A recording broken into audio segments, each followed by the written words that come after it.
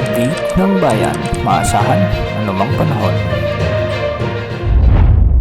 Magandang hapon po sa ating lahat.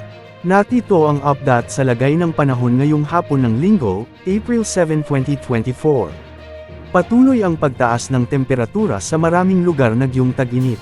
Ang heat index ay ang sukatan ng temperatura na nararamdaman ng isang tao, na iba sa aktwal na temperatura ng hangin.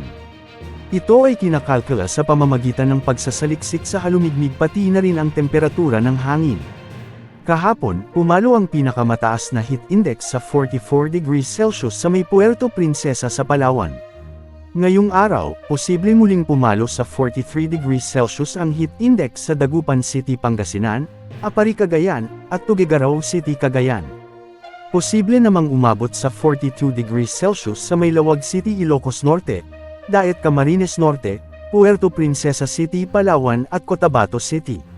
Sa mga lugar kung saan ang isang mapanganib na heat index ay sinusunod, ang heat cramp at heat exhaustion ay malamang, at ang mga tao ay maaari ding magdusa mula sa heat stroke na may patuloy na pagkakalantad sa araw. Kung sino man ang nakakaranas ng sintomas ng heat stroke, pinayuhan ng Department of Health ang publiko na sundin ang mga hakbang na ito sa first aid. Ilipat ang tao sa isang may kulay, malamig na lugar, at magbigay ng ventilasyon. Tanggalin ang panlabas na damit ng tao.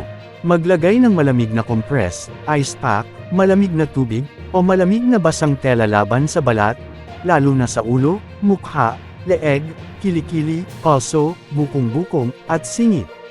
Kung ang pasyente ay may kamalayan, hikayatin ang madalas na mabagal na pagsipsip ng malamig na tubig. Makipag-ugnayan sa mga serbisyong pang-emerhensya o dalhin kaagad ang tao sa ospital.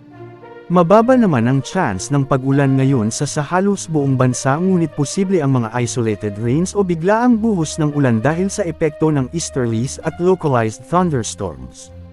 Yan ang latest update sa lagay ng panahon. Ito po ang weather update ng bayan, maaasahan anumang panahon.